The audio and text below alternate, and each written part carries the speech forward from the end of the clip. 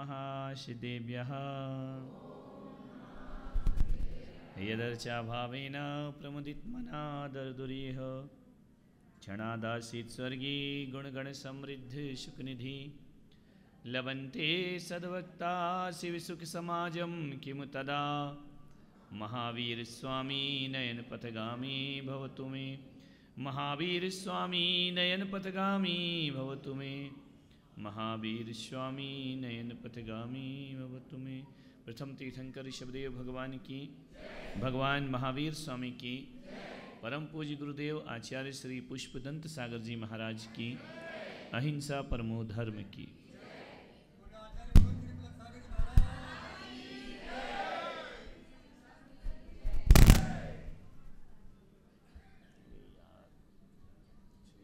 प्यारी प्यारी भव्य आत्माओं,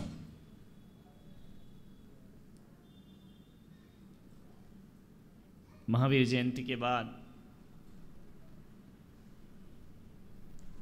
दोबारा इस तीर्थ पे आना हुआ। दोबारा क्या, एक मई पुलक सागर ऐसा होगा कि जो 8 दिन में 3 बार आया हूं। इतने जल्दी जल्दी वापस बुला लेते हो। तीसरा प्रवेश है मेरा, चौथा है क्या? नहीं, पिछला वाला छोड़ दो। अच्छा, चतुर्मास में आना है। अच्छा, देखते हैं लौट के बुद्धू घर को आए तो। सभी आए हैं भावना के साथ, इसलिए थोड़ा सा बोलता हूं। Life is slowly passing but you are not गंभीर। जीवन धीरे धीरे नष्ट हो रहा है, लेकिन तुम जीवन के प्रति गंभीर नहीं हो। जीवन के प्रति थोड़ा सा गंभीर होना चाहिए, ज्यादा गंभीर भी नहीं कि बाजू वाला बैठना ही पसंद ना करे, इतने गंभीर हो जाओ। थोड़े गंभीर, थोड़े से जीवन के प्रति सीरियस हो जाओ, थोड़े से जिंदगी को समझने का प्रयास करो। ये जीवन जो मिला है कुछ उद्देश्य के लिए हमको प्राप्त हुआ है। केवल यही करने के लिए जीवन नहीं मिला है जो हम कर रहे हैं रात और दिन। नहीं, ये भी जरूरी है, मस्ती भी जरूरी है, घूमना भी जरूरी है, पढ़ना भी जरूरी है, लिखना भी जरूरी है, कमाना भी जरूरी है, बीवी लाना भी जरूरी है, 2-4 अठन्नी चवन्नी होना भी जरूरी है, घर भी जरूरी है, मकान भी जरूरी है, पैसा भी जरूरी है, बैठना भी जरूरी है, उठना भी जरूरी है, आना भी जरूरी है और सुनना भी जरूरी है, बिना सुने चले जाना भी जरूरी है जिंदगी के लिए। और क्या किसको बोला जा रहा है समझना भी जरूरी है, और नहीं समझना भी जरूरी। तो सभी कुछ है, विचार करिए। मोबाइल भी जरूरी है, मुंह भी जरूरी है, संचालक भी जरूरी है और प्रवचन भी जरूरी है। दुनिया में हर चीज जरूरी है, लेकिन एक चीज ये भी जरूरी है कि आदमी मरने से पहले अपने जीवन का मकसद याद करे। मैं इस धरती पर क्यों आया? बिना मकसद की जिंदगी जीना बेईमानी है, व्यर्थ में जी रहे हैं हम। अपनी जिंदगी का कोई एम नहीं है, कोई लक्ष्य नहीं है। कोई ना कोई लक्ष्य बना करके चलो तो हमारा मानव तन पान सार्थक होगा, वरना ऐसे व्यर्थ में जीने वाले तो दुनिया में हजारों आते हैं और हजारों दुनिया से विदा हो जाते। कुछ करो, कुछ करो। क्या किया है तुमने? विचार करना है। कभी सोचा करो सुबह से शाम में जब भी टाइम मिले कि आज हमने इस शरीर से क्या किया है। वो रोज वाला नहीं कि हाँ हमने नहा लिया है, हम सो के उठ गए हैं, हमने खाना खा लिया, हमने खाना बना लिया, या अपने पतियों से बनवा लिया, हमारी बहुत बड़ी जीत हो गई। नहीं नहीं, ये सब बेकार की चीज, इनसे कुछ नहीं होता है। ये सब आजीविका के साधन हैं, जिंदगी का लक्ष्य नहीं हुआ करते हैं। जिंदगी के लक्ष्य को समझो। एक आइए मैडम। नहीं नहीं, आ जाओ।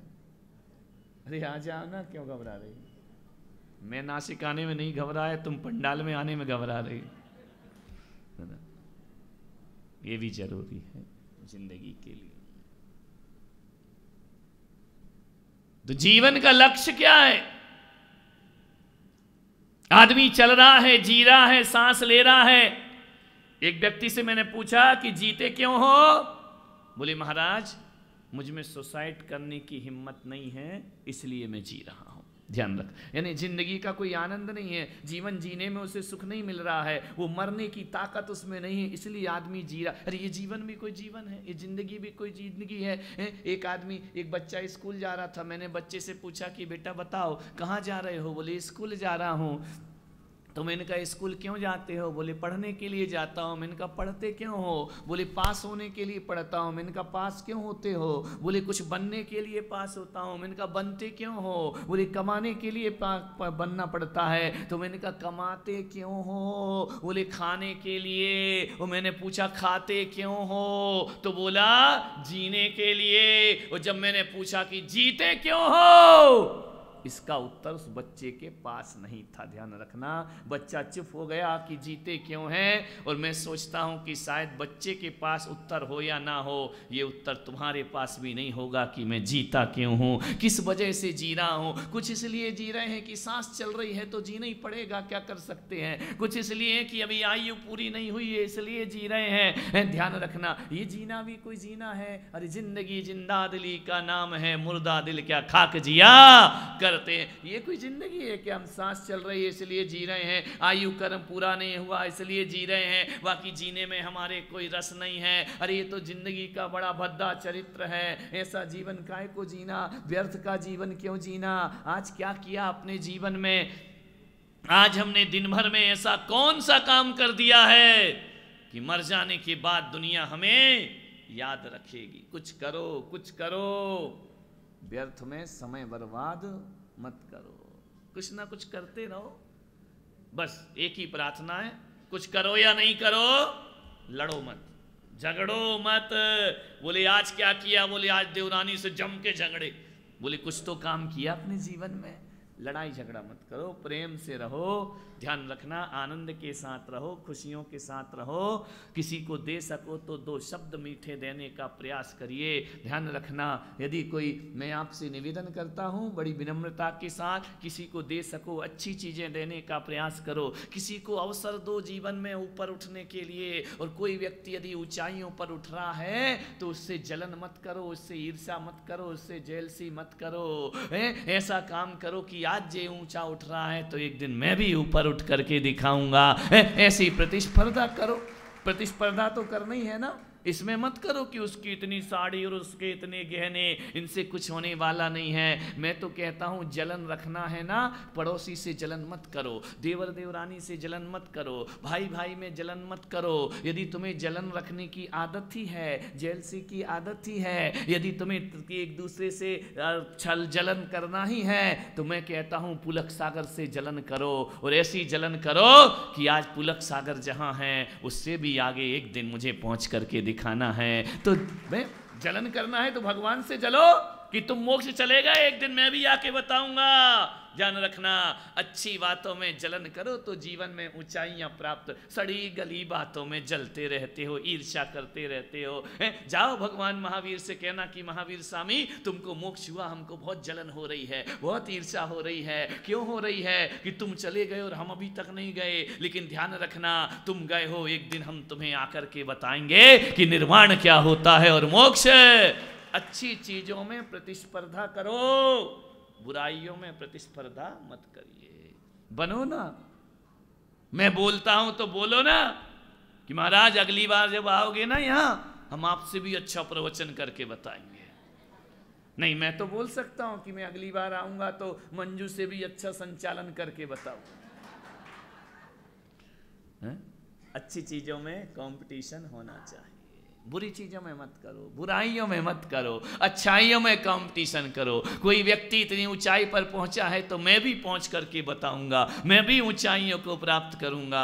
एक राजा था, एक राजा था, एक राजा था। कहानी झूठी है, गप है, सरासर झूठी है।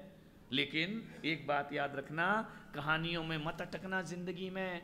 कहानियां गप होती हैं, झूठी होती हैं, लेकिन एक बात याद रखना नासिक वालों, कहानियों का कथ्य गलत हो सकता है लेकिन कहानियों का तथ्य गलत नहीं हुआ करता है। तथ्य को देखने का हमें प्रयास करना है, कहानी क्या बोल रही है, कहानी कहाँ ले जा रही है, कहाँ पर ले जाकर छोड़ा करती है, उसे समझने का प्रयास करो। कहानियों पर मत अटको। अब इस पर मत अटको कि महावीर स्वामी ने शादी करी या नहीं करी, दिगंबर बोले नहीं करे, श्वेतांबर बोले करी। एक आदमी मेरे पास आया, बोले महाराज आप बताओ महावीर स्वामी ने शादी की थी या नहीं की थी। अरे मैंने कहा मैं तो था नहीं उस समय, की थी कि नहीं की थी। तो बोले नहीं नहीं फिर भी आप तो ज्ञानी है। मैंने कहा इतना ज्ञान मुझे किसी की शादी का तो बिल्कुल नहीं है, शादी का ज्ञान होता तो मैं ही नहीं कर लेता, मेरी नहीं हो पाई तो मैं महावीर स्वामी की कहां से कराऊंगा। नहीं बोले फिर भी बताओ उनने शादी की या नहीं की। अरे भाई मैंने कहा मेरा दिमाग क्यों खा रहा है, यदि महावीर स्वामी ने शादी कर ली तो अपने बाप का क्या बिगड़ गया है? कर ली तो अपना, ऋषभ देव ने कर ली तो अपना क्या बिगड़ गया है? उनने कर ली, शांतिनाथ ने 96,000 ले आए, जितनी उनकी पत्नियां थी ना उतनी तो यहाँ श्रोता नहीं है, ध्यान रखना, 96,000 पत्नी लेकर के आ गए। यदि उनने शादी कर ली तो बताओ नासिक वालों अपना क्या बिगड़ गया, और यदि नहीं करी तो अपनों कौन सा घाटा लग गया है, अपने को कौन सा नुकसान हो गया। अरे महावीर ने शादी की या नहीं इन बातों में मत अटको, महावीर ने क्या पाया है उसे देखने का प्रयास करो, जीवन तुम्हारा सार्थक। और महावीर ने पाया क्या है उस पर चिंतन करो, महावीर को मिला क्या है, शादी हुई नहीं हुई, आंख लगाना आंख निकालना, क्यों इन बातों में पड़े हुए हो जिंदगी में। महावीर ने क्या पाया वो हमारे जीवन में आना चाहिए। बड़ी तकलीफ है, इसकी शादी, उसका बेटा, उसकी बेटी, महावीर को छोड़ो, पड़ोसी में लड़का 32 साल का हो जाए तो पड़ोसी के पेट में दर्द होता है, तुझे काहे को हो रहा, वो जाने, उसका लड़का जाने, शादी हो नहीं हो कुछ हो, लेकिन क्या करे, दिल है कि मान, उसके बाद भी कह रहे चौमासा कर लो। तो तुम्हारा दिल मानते ही नहीं है तो हम क्या करेंगे करके। विचार करिए, सोचना है आपको। राजा था, कहानी झूठी है, कहानी गलत है। यहां से जाके ये मत देखना, मेरे कमरे में मत आ जाना कि महाराज ये कहानी कौन से पुराण में लिखी है।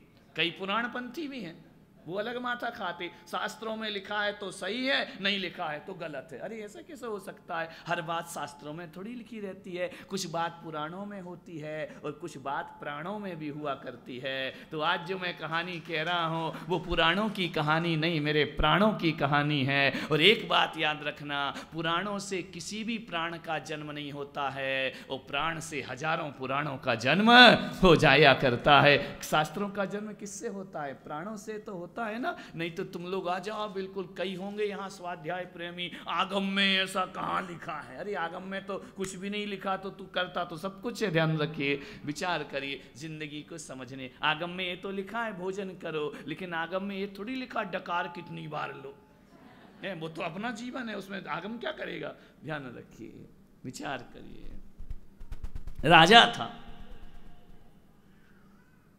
घोड़े पर बैठ करके चला गया जंगल की तरफ। घोड़ा भी बड़ा होशियार घोड़ा था। कहां का होगा, हाँ सब तुम्हारे यहां है ना, पूरी दुनिया कंगाल है, हाथी घोड़े जितने सब तुम्हारे यहां है, हर जगह नासिक, मेड इन नासिक। कमाल हो गया भैया, औरंगाबाद में भी नासिक, तो मैं औरंगाबाद का क्या बोलूंगा फिर जा करके। नासिक कही चलो तुम्हारी इच्छा है तो तुम ही कर लो, हमारा क्या बिगड़ता है। नासिक कई घोड़ा था, नासिक में घोड़े बहुत हैं। नहीं नहीं तुम्हें, अरे मैंने सम्मान ही तो दिया है ना, है? घोड़ा कहना कोई बुरी बात है क्या, कैसी ताकत होना चाहिए, हॉर्स पावर होना चाहिए ना, घोड़े जैसी ताकत है अपने अंदर, उससे नीचे तो नहीं आ रहा ना मैं। ऐसी बात है आपको डायरेक्ट समझ में आ जाएगा। इज्जत ही तो है ना अपनी, उससे नीचे तो नहीं गिरा, और मैं अपने स्तर से नीचे क्यों गिरूं, मैं तो ऊंचे ही बताऊंगा, अच्छी सोच रखूंगा। ध्यान रखिए, घोड़ा पे राजा बैठ करके गया। घोड़ा बड़ा अजीब था, अभी तो बड़े जल्दी कह दिया नासिक का था, अब सुनना कैसा था, अब पता पड़ेगा कि ले महाराज ये घोड़ा कहीं और सौंप दो आप तो, हम तो गलती से नासिक बोल गए। घोड़ा बड़ा अजीब था, बड़ा अद्भुत घोड़ा था। घोड़ा जो था ना, वक्र गति का घोड़ा था। वक्र गति, टेढ़ा टेढ़ा टेढ़ा टेढ़ा चलता था, सीधा नहीं चलता था। शतरंज में घोड़ा कैसा चलता है? ढाई घर।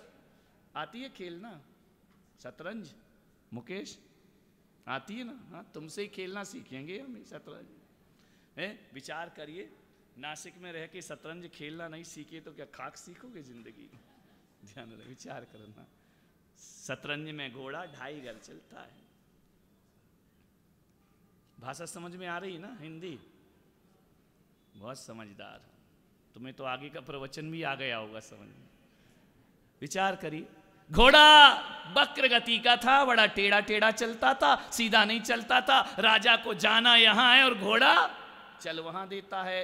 ये घोड़े बड़े टेढ़े चला करते हैं, ध्यान रखिए, सीधे सीधे नहीं चला करते हैं। और एक बात याद रखना, राजा का घोड़ा टेढ़ा चले या ना चले, आदमी के मन का घोड़ा हमेशा टेढ़ा टेढ़ा चला करता है। आदमी चलता है मंदिर के लिए, पहुंच जाता है कहीं और। ये वक्र गति का घोड़ा है आदमी का मन। घर से तो चला था मंदिर जाना है, रास्ते में कोई मिल गया, बोले आए यार, बोले क्या, बोले थोड़ा नाश्ता कर लेते हैं, बोले चल नहीं यार मंदिर जा रहे, छोड़ ना, हाँ नाश्ता कर लें। चला था मंदिर को, पहुंच गया होटल में। आदमी का मन तो ऐसे ही होता है। ये महिलाएं चलती मंदिर के लिए हैं, रास्ते में सब्जी खरीदती हैं। नहीं, यहाँ की महिलाओं की बात नहीं कर रहा हूँ। हाँ, औरंगाबाद आना, वहाँ फिर बताएंगे। विचार करिए, बेचारा सब्जी पहले खरीद ली, मंदिर बाद में।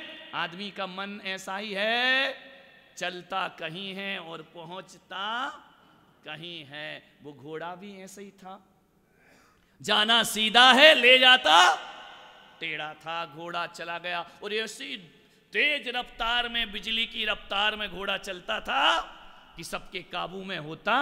मन का घोड़ा भी बिजली की रफ्तार में भागता है। एक क्षण में मोक्ष पहुंच जाता है, एक क्षण में निगोद की यात्रा कर लेता है। एक क्षण में इतना ऊंचा उठेगा मन, इतना ऊंचा उठेगा कि विवेकानंद भी नीचे रह जाएंगे। और गिरेगा तो इतना गिरेगा, इतना गिरेगा, इतना गिरेगा ये मन कि नरक के नारकी भी शर्मा जाएंगे। ध्यान रखना, आदमी का मन ऐसे ही होता है, अपने स्तर से उठता है तो परमात्मा की अनुभूति भी कर लेता है। और ये मन यदि गिरता है तो पशु से भी नीचा हो, पशु से भी गिरा हुआ व्यवहार हो जाता है हमारा। मन है बड़ा चंचल है, स्थिर नहीं रहता है, भागा करता है, सोचा करता है। घर जाओ तो लगता है महाराज के पास चलो, महाराज के पास जाओ तो लगता है घर चलो, घर जाओ तो फिर वो दुकान की याद आती है। जब आदमी खाना खाने बैठता है ना, उसी समय ठेकेदार को सब याद आता है, लेबर नहीं आई है, क्या करे, सीमेंट महंगी हो गई, सलिया महंगा हो गया है, गाडर वारा जाना है। समझ गए क्या? आदमी भोजन करता है तो केवल रोटी नहीं खाता है, रोटी कम खाता है, विचारों को ज्यादा खाता है। जब आए तभी आदमी के दिमाग में चलते रहता है। एक आदमी बोला, महाराज सबसे ज्यादा ध्यान शौचालय में क्यों लगता है? ये सारी प्लानिंग अधिकतर वहीं बनाते हैं बैठ करके, बिल्कुल शांति का माहौल बनता है। ध्यान रखिए, आदमी की सोच, आदमी का चिंतन देखो। और महिलाओं का तो क्या पूछना मेरे भाई, जब पति खाने बैठे तभी शिकायत का रजिस्टर खुलता है। तुम्हारी मम्मी ने ये कहा, तुम्हारे भाई ने ये कहा, तुम्हारी बहन ऐसी है। तो अरे बेचारा रोटी खाए कि तुम्हारी शिकायत खाए? बेचारा क्या करे, गुस्सा हो जाता है, थाली फेंक करके भग जाता है, अब तू ही खा ले, मुझे नहीं खाना है। ऐसा मत करो। बेचारा हरा थका हुआ आता है, दिन भर परेशान होकर के आता है, दुकान में 1000 टेंशन होते हैं, घर आता है तुम्हारा टेंशन शुरू हो जाता है। एक आदमी को मैंने पूछा कि अरे तू दुकान में तो बहुत हंसता है, घर आता है तो मुंह क्यों बना लेता है? बोले क्या बताऊं महाराज, कर्फ्यू लग जाता है। मैंने कहा मतलब क्या है? बोले घर आता हूं तो बिल्कुल मुंह बना के बिल्कुल सीरियस रहता हूं। मैंने कहा ऐसा क्यों रहता है? बोले ताकि पत्नी समझे मूड खराब है। तो मैंने कहा मूड खराब क्यों? बोले मूड खराब होती तो ढंग से रहती है, और यदि मैं हंसता मुस्कुराता आ गया, मुस्कुराए की जेबे में आए, हंसे की फंसे। बोले मैं क्योंकि जिस दिन मैं हंसते घर में आया उसी दिन कहती, सुनो जी बहुत महंगा हार आया है बाजार में, मुझे दिला दो। बोले पहले ही से मुंह बना लो, बोलेगी नहीं। ऐसा तुम लोग मत करना, मेरी बातों में मत लगना, नहीं तो ये तुम्हारा मुंह बनाना समझ गए हैं। किसी दिन टेंशन में भी आओगे तो ये तुम्हारी केयर नहीं करेगी। बोले हमें मालूम है तुम क्यों मुंह बना के आ रहे हो, तुम्हें खर्चे पानी नहीं करना है। ध्यान रखिए, आदमी का मन बड़ा चंचल होता, स्थिर मन नहीं होता है।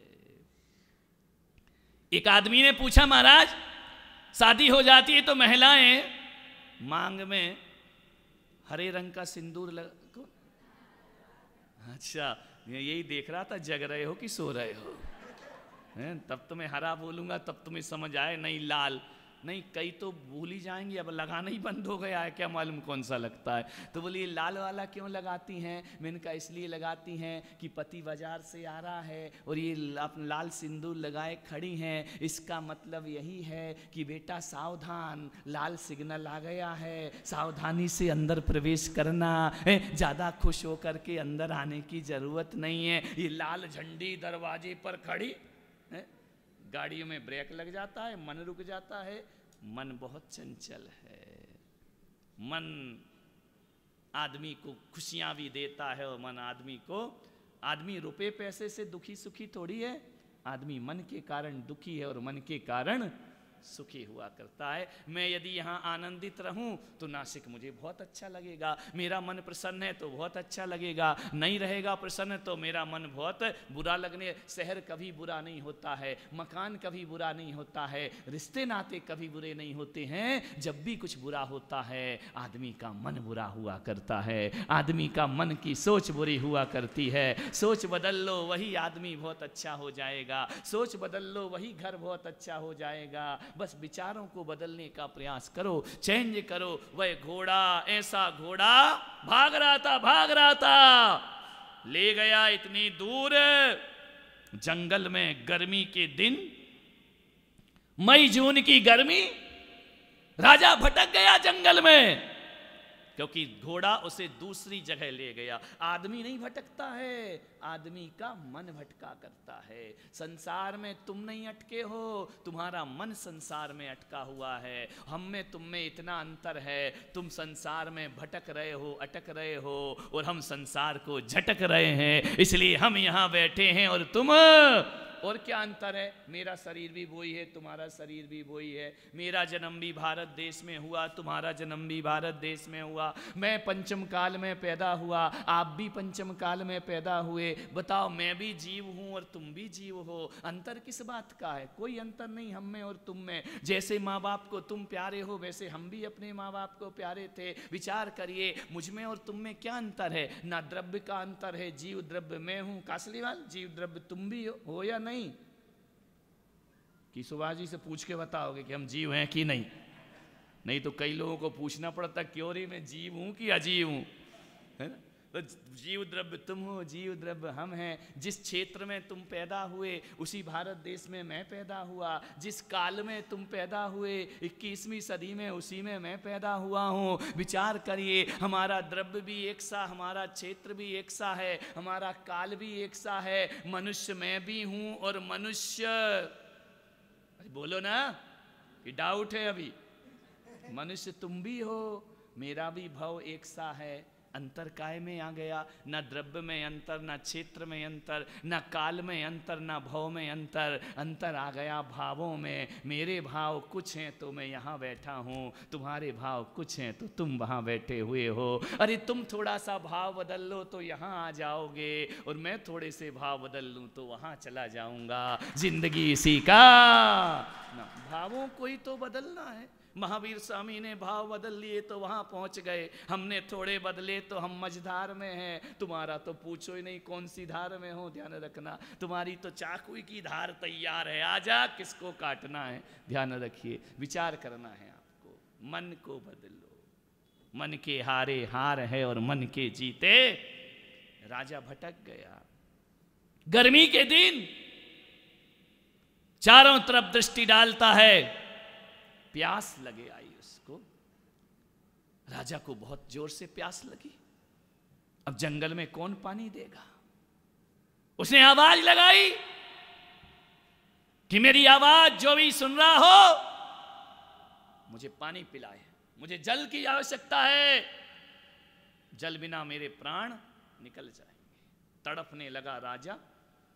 अभी कोई नासिक का राजा तो है नहीं कि एक आवाज लगाए और 4 नौकर तैयार हो जाए।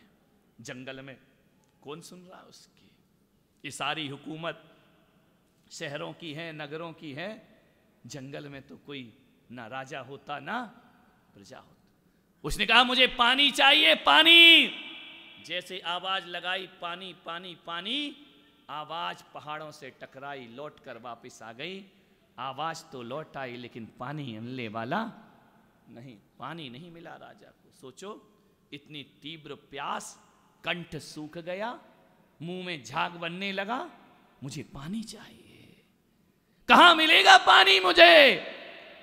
जितनी तेज आवाज करता उतनी आवाज प्रतिध्वनि होकर के वापिस, लेकिन पानी देने वाला वहां पर कोई नहीं था।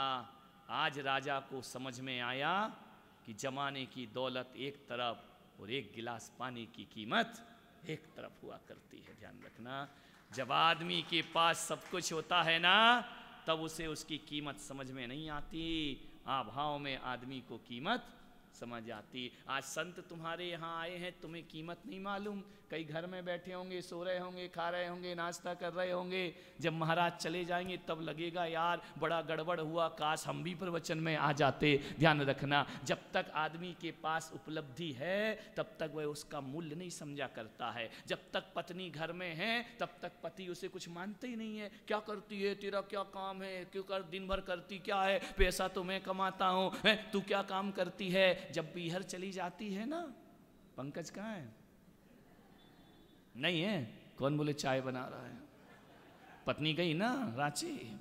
विचार करिए, जिस दिन पत्नी चली जाएगी उस दिन पता पड़ेगा कि पत्नी घर में करती क्या है। ध्यान रखना, ये व्यर्थ का जीवन नहीं जीती हैं, पूरे घर को संभालने का एक काम किया करती हैं। ध्यान रखिए, जब तक ये हैं तब तक तुमको कीमत नहीं मालूम। एक पति पत्नी में झगड़ा हो गया, अब झगड़ा हो गया तो पत्नी बेचारी करे क्या? लड़ेगी पति से और झगड़ करके कहेगी मैं तो चली। कहाँ जाओगी? बोलो।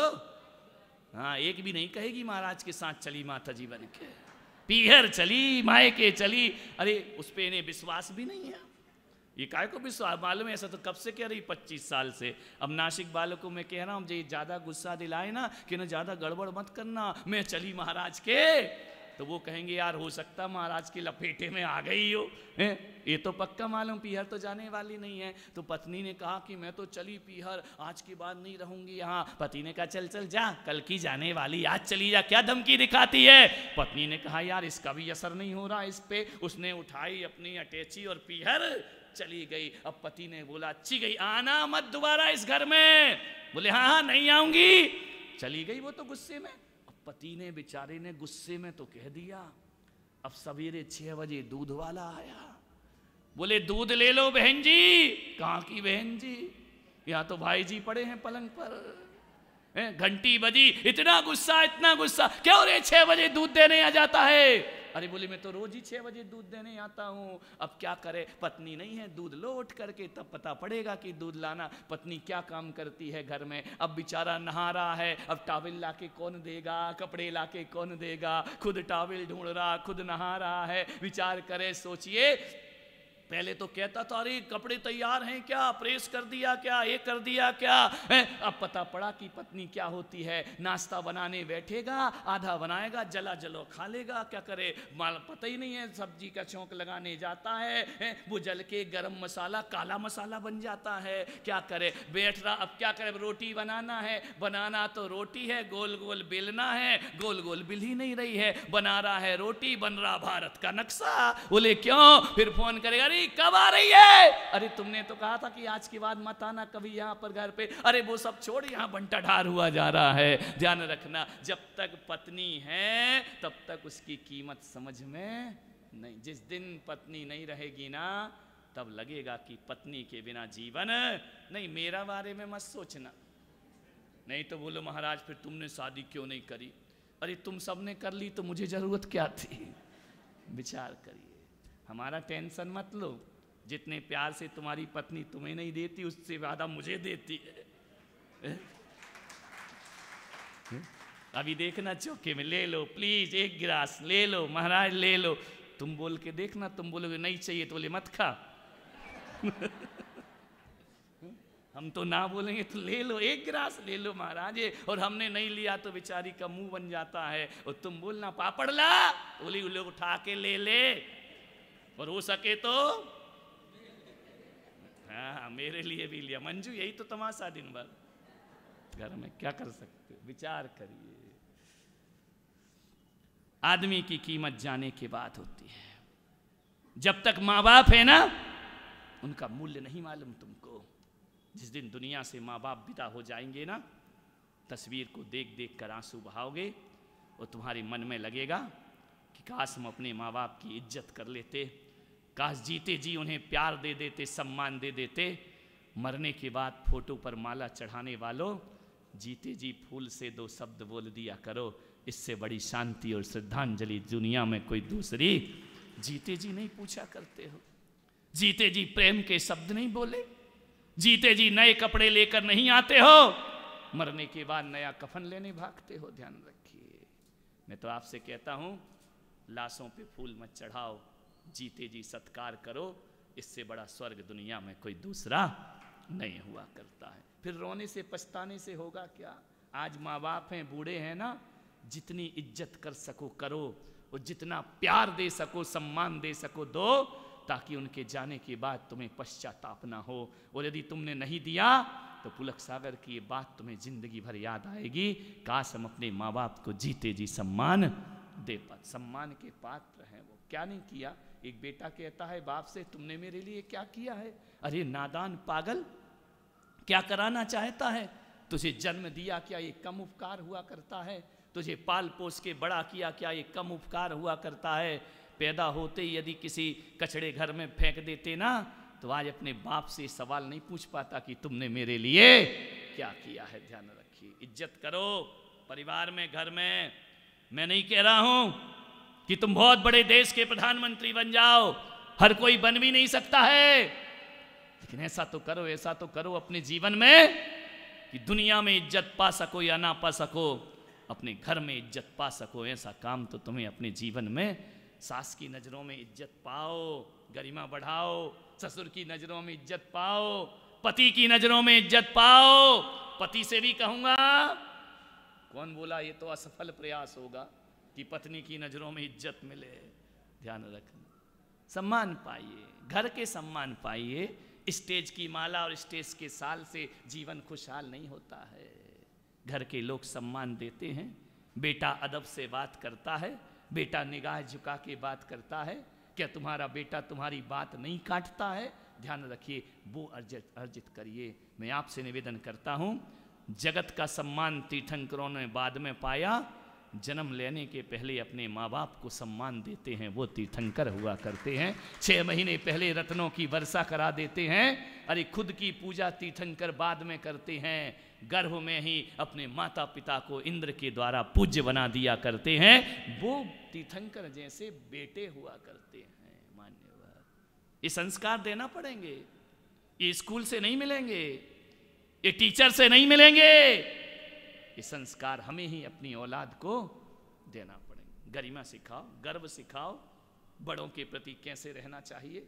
एक आदर्श बहू बनने का प्रयास करो, एक आदर्श व्यक्ति बनने का प्रयास करो, समाज में आदर्श व्यक्तित्व बनने का प्रयास करो। मैं गया ना, अभी इतना नासिक में घूमा, दोनों अस्पताल देखे, वहाँ भगवान की फोटो मिली या नहीं मिली, लेकिन वो कौन मामा जी हैं उनकी फोटो हर जगह मिली। उस व्यक्ति ने कुछ तो अपने जीवन में अर्जित किया होगा, कुछ तो अपना स्थान बनाया होगा। ऐसा स्थान बनाओ इस समाज में। लड़ झगड़ के स्थान नहीं मिलता समाज में, झगड़े करने से समाज में स्थान नहीं मिलता है।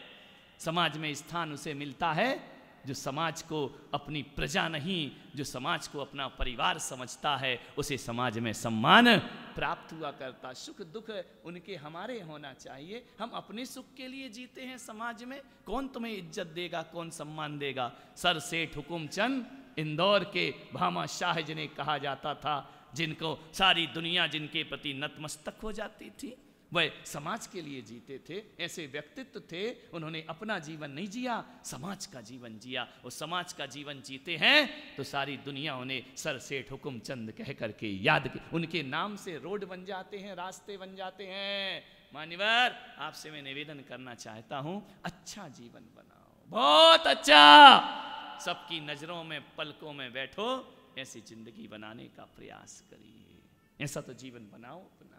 करना पड़ता है बहुत कुछ, वो कोई बहुत कठिन काम नहीं है।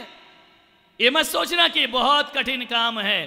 अरे बुराइयां बटोरना कठिन काम है, अच्छाइयां बटोरना कौन सा कठिन काम है। बुराई के लिए कितनी मेहनत करना पड़ती है। छल करो, प्रपंच करो, लड़ाई करो, झगड़ा करो, मायाचारी करो, धत तेरे की, ये सब छोड़ दो, जीवन अपने आप अच्छा बन जाएगा हमारा। बहुत अच्छा जीवन बनाओ। तुम्हारे जाने के बाद लोगों की आंखों में आंसू आना चाहिए, ध्यान रखना। तो हमारी जिंदगी आज से ही शुरू करो, पहला कदम तो उठाना पड़ेगा। ये मत सोचो ये प्रवचन की बातें कब होंगी, आज से ही शुरू करो। आज से ही अपने घर में जब पहला कदम रखो ना, जैसे शादी के बाद पहला कदम रखा था तो लोगों ने कहा था कि लक्ष्मी आई है इस घर में। मेरे प्रवचन के घर जाने के बाद पहला कदम ऐसा रखना कि लोग कहें अब सरस्वती आ गई इस घर में, अब विद्या आ गई इस घर में, एक देवी आ गई इस घर में। जोड़ने का प्रयास करो आनंद के साथ। सासू बहू हंसें, खिलखिलाएं, मुस्कुराएं, कितना आनंद आता है उस परिवार में। मुंह बना करके रहें, एक यूं बनाई है, एक यूं बनाई है, तो ऐसी कोई जिंदगी है क्या? नहीं, आनंद के साथ मुस्कुरा लो, हंस लो, प्रेम से रह लो, यही मेरे जीवन का संदेश हुआ करता है। राजा को पता पड़ा, अभी राजा वही है, टाइम भी हो रहा है, उसको बुलाते हैं अपन। पानी नहीं मिला राजा को, एक बूंद पानी नहीं। आज तुम्हारे नलों में कितना पानी बह रहा है, कपड़े धुलते हैं, नल चालू रहता है, पानी बहते रहता है। पानी की कीमत समझो। आज किस्मत वाले हो कि नासिक में पानी है, उन जगह जाके देखना जहाँ एक पीने का घड़ा पानी लाने के लिए जवान बेटी को 3 किलोमीटर दूर जाना पड़ता है, तब एक घड़ा पानी नसीब हुआ करता है।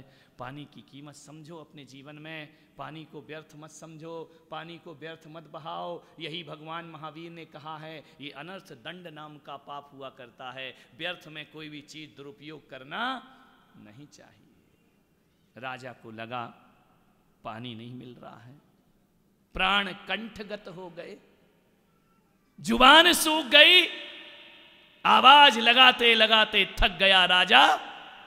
कोई जंगल में पानी देने वाला नहीं। थोड़ी देर बाद मूर्छित होकर गिर पड़ा। क्या देखता है, जैसे ही होश आया थोड़ा सा, तो एक गरड़िया, भेड़ चराने वाला, अपनी भेड़ लेकर जंगल में आया। राजा ने कहा किसी इंसान की आवाज लगती है। क्या देखा उसने? उस गरड़िए के चरवाहे के पास मटकी में जल था, वो तो घर से लेके आता था। राजा ने कहा डूबते को तिनके का सहारा, अब मुझे पानी मिलेगा, अब मुझे जीवन मिलेगा, अब मुझे जिंदगी मिल जाएगी। उसने कहा ओ चरवाहे भाई। चरवाहे ने कहा आवाज किसकी है? बड़ी बुलंद आवाज है, मरी मरी सी आवाज नहीं है। अरे ठहर जाओ। चरवाहे ने देखा कौन है, देखा घोड़े पर राजा बैठा हुआ है। राजा ने कहा कि चरवाहे, आज तू मेरे लिए भगवान बनकर आया है। चरवाहे ने कहा क्या हुआ? बोले बात ज्यादा मत कर, बहुत जोर से प्यास लगी है, एक अंजलि पानी पिला दे, मेरा कंठ तृप्त हो जाएगा। गरड़िए ने कहा पानी पीना है? राजा और दयनीय स्थिति में, तुम सम्राट, हम भिखारी, आज ये क्या हाल है तुम्हारा? बोले घोड़ा मुझे उल्टी दिशा में ले आया है, मुझे बहुत प्यास लगी है, तू कृपा कर, तेरे हाथ जोड़ रहा हूं, मुझे एक गिलास पानी पिला दे। गरड़िया भी होशियार था, उसने कहा पानी पिला दूं? बोले हाँ। बोले बाहरी जिंदगी, कभी हम तुम्हारे दरवाजे पे हाथ जोड़े खड़े रहते थे और आज तुम हमारे दरवाजे पर हाथ जोड़े खड़े हो। ध्यान रखना, जो बेर बेर खात थे वे बेर बीन खात हैं, जो बेर बीन खात थे वो बेर बेर खाते हैं। जिंदगी का कोई भरोसा नहीं, जिंदगी किस मुकाम पर जाकर करवट बदल ले। आज सब कुछ है, कल कुछ ना रहेगा, और कल कुछ नहीं था, आज सब कुछ तुम्हारे पास। जिंदगी पे ज्यादा अकड़ो मत, अपनी उपलब्धियों पर अकड़ो मत। बड़े बड़े लोग भी सड़क छाप हो जाते हैं, और सड़क छाप भी कई बार लाखपति बन। जिंदगी को करवट बदलने में ज्यादा देर नहीं लगा करती है। आपने अपने 150 साल के जीवन में देखा होगा कि कैसे कैसे लोग कैसे कैसे हो गए, और कैसे कैसे लोग ऐसे वैसे हो गए। जिंदगी का कोई भरोसा, अकड़ो मत अपनी उपलब्धियों पर। इंसानियत कभी मत छोड़ी अपनी जिंदगी में। राजा से कहा गरड़िए ने, महाराज पानी चाहिए। बोले हाँ मुझे पानी पिला दे। तो उसने कहा महाराज एक बात तो बताओ, तुम राजनेता हो, नेताओं का कोई भरोसा। आज तुम हाथ जोड़ रहे, कल हाथ भी तोड़वा दोगे हमारे। तो बोले क्या किया जाए? तो बोले महाराज पानी तो मैं पिला दूंगा, फिर देर किस बात की है? बोले मुझे बदले में मिलेगा।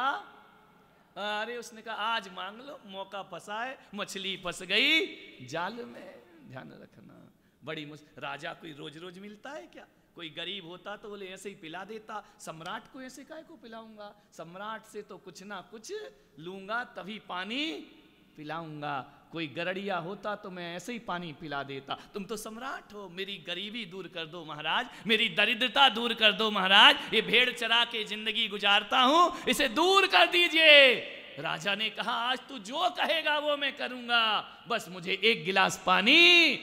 पानी की कीमत समझो, पानी की कीमत समझो, व्यक्ति की कीमत समझो, इंसान की कीमत समझो। कीमत नहीं समझोगे तो जिंदगी बहुत बड़ा धोखा दे करके, और ये मानव तन मिला है, इसकी कीमत समझने का प्रयास करो। राजा ने कहा कि देख गरड़िए, तू जो कहे मैं वो कर देता हूं, तू मुझे पानी दे दे।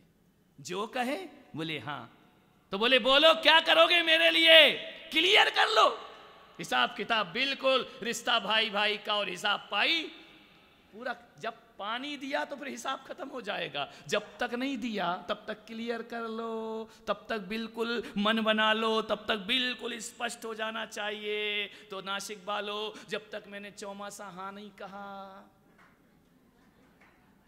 समझ गए क्या? तब तक क्लियर कर लो, क्लियर। बाद में लफड़ा होना नहीं, ऐसा कुछ नहीं है। नहीं तुम सोचो कि महाराज को तो चौमासा करना ही है, हमें कराना नहीं है, ऐसा नहीं। ये बातें हैं जो जीवन के बड़े संदेश हैं। हर चीज पहले क्लियर हो जाए। गरड़िए ने कहा पहले क्लियर करो। तो राजा ने कहा एक काम कर, तू मुझे एक गिलास पानी पिला, मैं तुझे 7 गांव का राजा बना देता हूं। 60 गांव का 60 है ना, 7 नहीं, 60 गांव का राजा बना दे। राजा 60 गांव का, एक गिलास पानी में, एक गिलास पानी की कीमत 60 गांव। मजा आ गया। बोले ठीक है। तो राजा ने कहा पानी पिला। बोले ऐसे नहीं। अरे बोले बड़ा परेशान कर रहा है। बोले ऐसे थोड़ी पानी पिला दूंगा। बोले क्यों? बोले रजिस्ट्री करो। नासिक का होगा, बिना लिखा पढ़ी कि हम कुछ करने वाले। रजिस्ट्री करो, लिख के दो। अब राजा ने कहा कहां से वकील बुलाऊं, कहां से कागज लाऊं, कहां से कलम लाऊं? मेरे पास इतना टाइम नहीं, मैं मर जाऊंगा प्यासा, मेरे पास कहां से बुलाऊं मैं? गरड़िया भी होशियार था, उसने कहा नहीं वो चिंता मत करो, तुम साइन करके दोगे या नहीं दोगे? बोले साइन दे दूंगा, मुझे क्या है, पानी पिला दे तू मुझे। है वो गया, उसने क्या कहा कि कागज मागज तो थे नहीं, वहीं पे एक पीपल का पत्ता रखा हुआ था हरे रंग का। उसने कहा इस पे लिख दो कि 60 गांव का राज मैंने तुझे दिया है। राजा ने पीपल के पत्ते पर 60 गांव लिख करके गरड़िए को दे दिए। मरता क्या नहीं करता, ले ले साइन, पानी पिला दे। जैसे ही राजा ने, अरे उसने कहा अब तो मजा आ गया। अरे क्या गरड़िए का जीवन, कल से 60 गांव का राजा, 60 गांव की जमींदारी हुकूमत, मजा आ गए जिंदगी के। ले राजा पानी पी ले। बोले एक गिलास पिलाओ। बोले गिलास का है तो पूरा मटकी का पी ले, मुझे 60 गांव मिले हैं, ये मटकी भी मेरी आज लास्ट है, कल से तो सोने का घड़ा होगा, राजा हो गया मैं। बोले क्या बात है। उसने मटकी दी, राजा को पानी पिलाया, राजा पानी पिया और पी करके घोड़े पर बैठ करके बोले कल सुबह आ जाना, वचन है मेरा, 60 गांव तुझे दे दूंगा। अरे इसके तो मजे आ गए कि यार एक मटकी पानी में 60 गांव का राज। उसने कहा चलो टेंशन खत्म, कोई टेंशन नहीं, सारी भेड़ बकरियों को भगा दिया, चलो भागो, अब मैं कोई चरवाहा हूं क्या, एक रात की तो बात है, कल से तो नौकर चाकर मेरे साथ होंगे, 20 नौकर चाकर होंगे। अब मेरी पत्नी फटे पुराने कपड़े नहीं पहनेगी, रानी कहलाएगी रानी, मेरे बच्चे कॉन्वेंट स्कूल में पढ़ेंगे, मजा आ गया जिंदगी का, कल से महल में रहेंगे। आग लगाओ झोपड़ी को, एक रात की बात है, बस एक रात की कहानी है, कल तो मेरी कोई और दूसरी जिंदगानी, कल मेरा जीवन ही अलग हो जाएगा, कल बड़ा मजा आएगा। सारी भेड़ बकरियों को भगा दिया धक्के मारकर, मटकी खाली थी उठाई और फोड़ दी, जा तेरा सत्यानाश हो, 20 साल से मेरे पीछे लगी है, कल से सोने के गिलास में पानी होगा, परिचारिकाएं मेरे आगे पीछे होंगी, चंवर डोरे जा रहे होंगे, मैं राजा बन जाऊंगा। इतना करके जब आदमी को बहुत मजा आता है ना, बड़ा आनंद आता है, तो करते करते उसे नींद आने लगी। बोले यार आज तक तो नींद रात को भी नहीं आई, आज दिन में भी आ गई है। उसने कहा मैं पेड़ के नीचे आराम से सो जाता हूँ। सो गया आदमी आराम के साथ, 1-2 घंटे बाद उठा, बड़ी चैन की नींद उठा। अब उसने कहा कल रात को चल के, आज रात की बात है, कल राज तिलक हो जाएगा। उसने कहा चलो अब चलते हैं। चारों तरफ देखा, भेड़ बकरियां सब गायब हैं, कोई नहीं था। उसने कहा मुझे लेना देना भी क्या है इनसे, अब मैं सम्राट हूँ। उसने कहा चलो अब उठते हैं चलते हैं। जैसे ही जाने लगा तो उसने कहा यार वो रजिस्ट्री तो उठा लो। रजिस्ट्री कहाँ है, यहीं रख के तो सोया था, इधर देखा उधर देखा उधर देखा, रजिस्ट्री गायब। अरे बोले वो पत्ता कहाँ गया। उसने देखा, दूर क्या देखता है, एक बकरी आराम से खड़ी खड़ी, बात मन की मन में रह गई, 60 गांव का पत्ता बकरी खा गई। वो तो चवाक, उसे क्या मालूम कि ये पीपल का पत्ता है या 60 गांव का पट्टा है। वो तो आराम से खा गई मजे के साथ। इसने देखा अरे ये तो खा गई मेरा राज, 60 गांव खा गई। देखा उठ मूरख रुदन मचाया, सपने में राजपद पाया। क्या देखता है कि पूरा पत्ता तो वो खा गई, अब बकरी क्या जाने बेचारी कि मैं इसकी जिंदगी खा रही हूं या पीपल का पत्ता खा रही हूं। राजा ने देखा, क्या करे, अब चरवाहा देखता है कि पत्ता भी गायब और मटकी भी गायब और भेड़ बकरियां भी गायब, अब मेरे पास कुछ बचा नहीं है। ध्यान रखना, बहुत रोया बहुत रोया। वह चरवाहा बकरी पत्ता खा गई। अब सोचता है नहीं लिखवाता तो मुंह जुबानी राजा दे देता, अब जाऊंगा तो वो कहेगा बेटा पहले पट्टा ला, उसके बाद पत्ता मिलेगा तुझे। उसने तो बड़ी आफत मोल ले ली। अब क्या हुआ, रो रो कर विलाप करता है। भेड़ बकरियां थीं वह भी हाथ से चली गईं। मान्यवर, उस चरवाहे का कुछ हुआ या नहीं हुआ, हमारी जिंदगी के साथ यही हो रहा है। हम भी सोचते हैं ये करेंगे वो करेंगे, ऐसा करेंगे वो करेंगे। कोई कहता है हम ताजमहल बनवाएंगे, कोई कहता है हम शहंशाह बन जाएंगे, पर आदमी की जिंदगी की बस इतनी औकात है, 4 दिन की चांदनी और फिर अंधेरी रात है। इसके अलावा है क्या आदमी के पास जिंदगी में, है फिर अंधेरी रात है, पल भर का राजा का सुख भोगा, फिर रो रहा है वह चरवाहा। मैं कहता हूं कि जब तुम इस धरती पर आए थे, भगवान ने भी तुम्हें मोक्ष का पट्टा लिख करके दिया था, लेकिन मोह की नींद में ऐसे सो गए, मौत की बकरी आती है, हर जन्म में पत्ता खा करके चली जाती है, और आदमी कंगाल का कंगाल। क्या होगा, मौत आएगी, मौत की बकरी आएगी, परमात्मा के राज की रजिस्ट्री खाकर चली जाएगी। जिंदगी में कुछ भी हाथ नहीं लगा करता है। 10 बज रहे हैं, समझ में आ रहा, अपनी अपनी रजिस्ट्री संभालो, भगवान ने दे करके भेजी है, लेकिन क्या करें, मोह और की नींदों में सो रहे हो, इच्छाओं की नींद में सो रहे हो। और मैं कह रहा हूँ मैं तुम्हें जगाने आया हूँ, मैं जगाने आया हूँ, मैं जगाने आया हूँ। तुम कह रहे थोड़ा और रुको, थोड़ा और रुको, एक नींद और सो लेने दो हमें ज़िंदगी में।